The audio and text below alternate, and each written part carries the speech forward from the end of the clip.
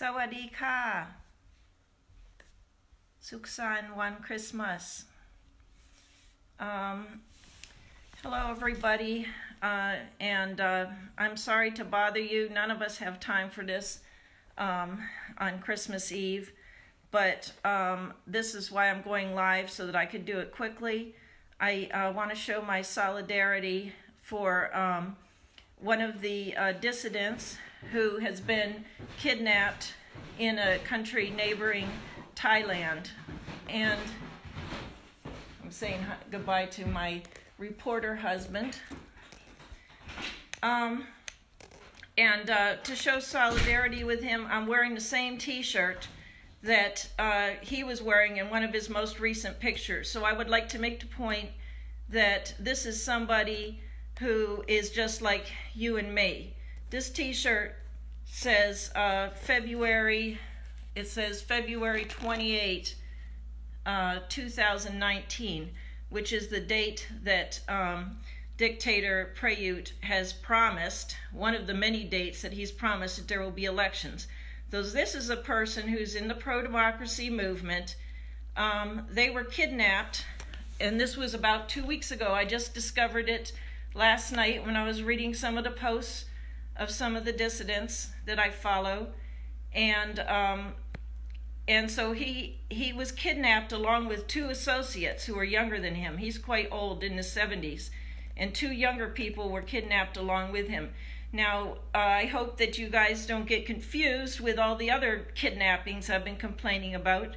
Another dissident whose name is Sanam Luang was his wife and son, who have nothing to do with his politics, were kidnapped in Thailand. They were returned.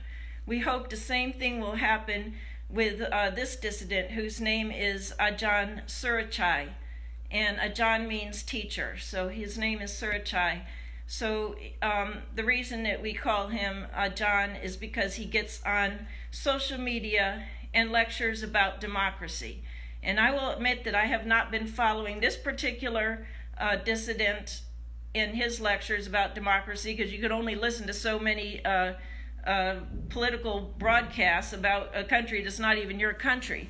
However, asking around, I find out that he's an extremely important dissident. So this, if he's gone, and if he has been assassinated, it's not just a murder, it's not just a human rights abuse, it's an assassination to shut down the pro-democracy movement.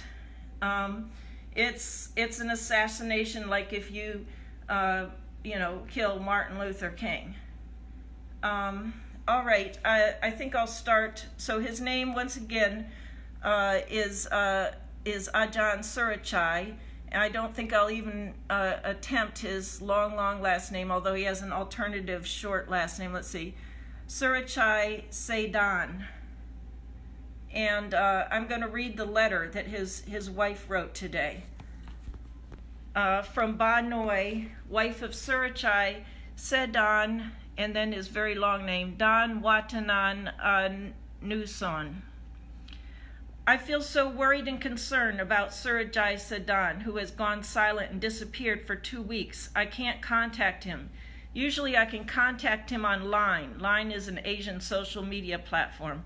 I always watch his videos every Tuesday, and I read his articles, I read his messages online.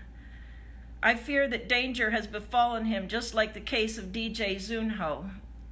DJ Zunho was an underground broadcaster kidnapped from a country neighboring Thailand, and he was almost certainly also murdered in the summer of 2016. Back to her letter. And even now, there is no further progress in finding out what happened. But anyway, Surachai used to say in videos last year that he had a price on his head of 10 million baht, which is $300,000. And so he should be careful and not go out and around, and that he should just hide where he is. When I learned the news from reading Line of Kun Dong Adachai from Yami and from many other groups, I became more worried and concerned that he and two other younger people had fallen into danger, even to their lives. I feel so stressed out I can't sleep. I pray and pray and pray, asking to keep them from danger. I keep the hope that after the election we can have democracy, things will improve, and he can finally come home to live peacefully. I implore those who are involved in the disappearance of Surachai and the 2 younger people, please don't harm them to the point of killing them. Just release them. From Ba Noi, the wife of Surachai Sedang Dan Watana Anuson. December 24, 2018, at 3:09 p.m. Thailand. Also, I would like to say, for context, that I've got some background on Ajahn Surachai, if I can find it. I have many open windows here.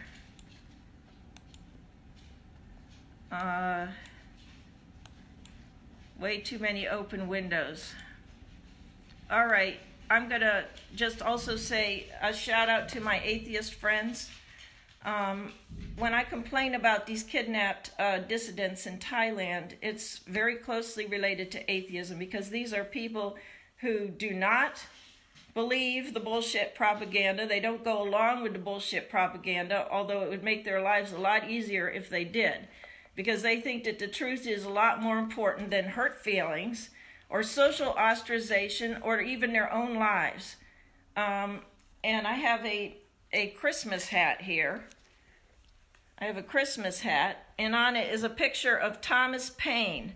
Thomas Paine was an American revolutionary, an anti-monarchist, and he was also a debunker of Christianity. Now, one of the reasons I get along so well with these Thai dissidents is because they will not go along with the bullshit. They don't care. They've got to, shout out the warning that something is going drastically wrong, even if it bursts everyone's fairy tale bubble. Okay, one of the things that Ajahn Surachai did to get himself into trouble and also to burst everybody's bubble was, this is a little bit hard to explain, but there's something called Eye-Opening Day in Thailand.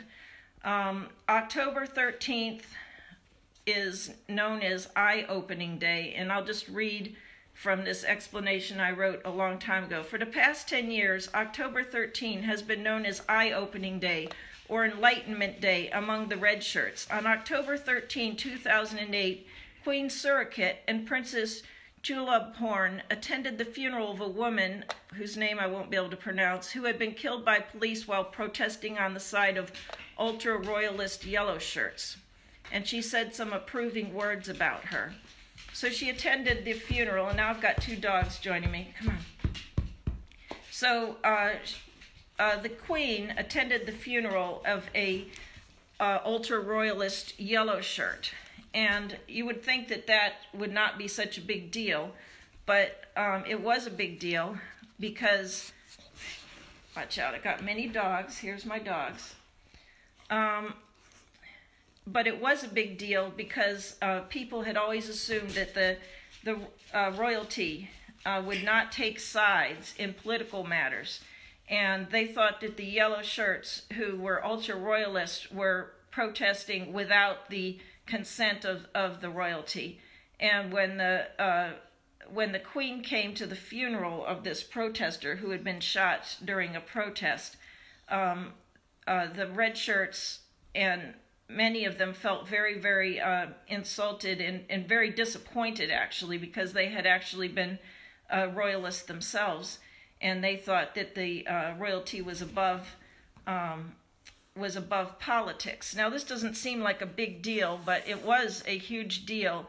And what Ajahn Surachai went around doing was giving speeches in which he would hint that he wouldn't say it explicitly, but he would make hints that the monarchy was behind the troubles in Thailand. And so he would often hint at the fact that the Queen had been to this funeral.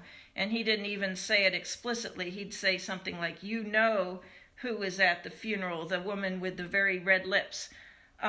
So this is the kind of, criminal troublemaking that this person did, was just to point out that the Queen attended a funeral. And for this, for speeches like this, he and Somyat spent many years in jail for lèse majesty. And in fact, Ajahn Surachai had spent many years in jail since the 70s, and has spent much of his life in jail. So he's somebody that you can't shut down very easily, and that's why we're very worried that he has been kidnapped. Now, when he was kidnapped, it was not stated in the letter here, but apparently the truck or car that took him away had a Thai license plate. So it seems very similar to the case of DJ Zunho, who was in the summer of 2016, was grabbed off his motorcycle, and only one shoe was left behind. And people saw the people in camouflage grab him off the motorcycle, and that's the last anyone's ever heard of him. And I didn't know him, but one of my very best friends was very good friends with him, texted him all the time, never heard from him since. So this is a very, very bad thing. And there was another dissident the following year, Manoy, who is also almost certainly dead.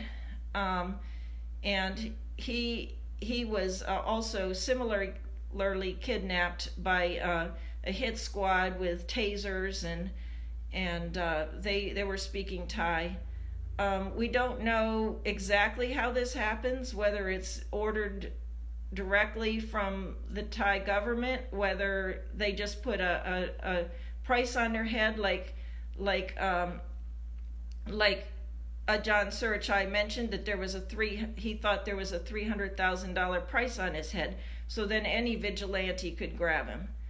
I know that all of the dissidents I know in Thailand, the ones who are just putting on shows about democracy and calling for elections, like by wearing a shirt like this one, like he was wearing in recent days, that puts their lives in danger.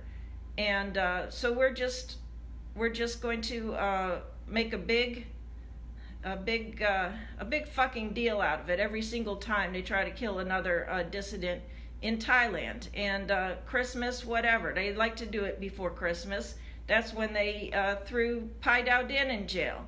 They think the world's going to be distracted, and you know, none of us have time for this. None of us have time for it. But believe me, it's going to be huge. It's going to be huge. You know, 2 days from now, I do have a whole lot of time. And I'm going to be shouting about it to all the international organizations and writing to the newspapers. And this is a Jamal Khashoggi type situation. And the world is suddenly tired of ignoring the Jamal Khashoggi type situations. Jamal Khashoggi, in fact, had been on his social media, I forget what kind he was using, discussing anti-monarchist things, and that is probably the reason that he was hacked to death. It's disgusting. And the royalty, you know, it kind of takes the magic off the royalty to see this kind of stuff happening. As if, you know, there was ever any magic around royalty for us Americans. There isn't. It's like a Ku Klux Klan, where they just attack people who won't accept their place in the order of things as being, you know, subservient and oppressed. Just recently, the Rap Against Dictatorship artist wrote a song that everyone likes so much, and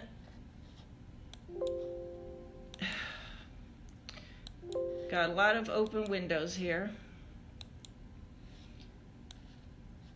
And the Rap Against Dictatorship song is extremely relevant, if I could find it. It's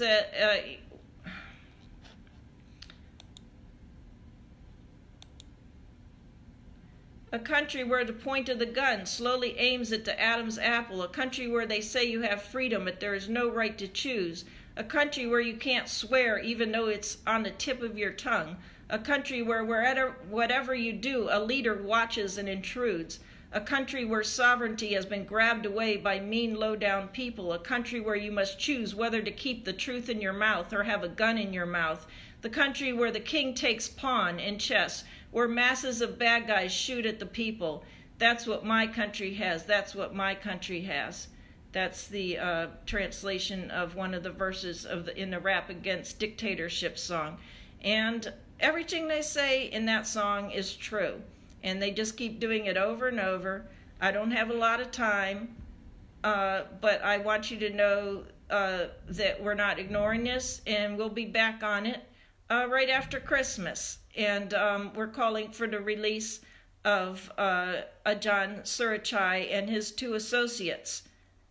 And we hope that they will be safe and returned, just like the wife and son of Sanam Luang recently. And I wish you a Merry Christmas.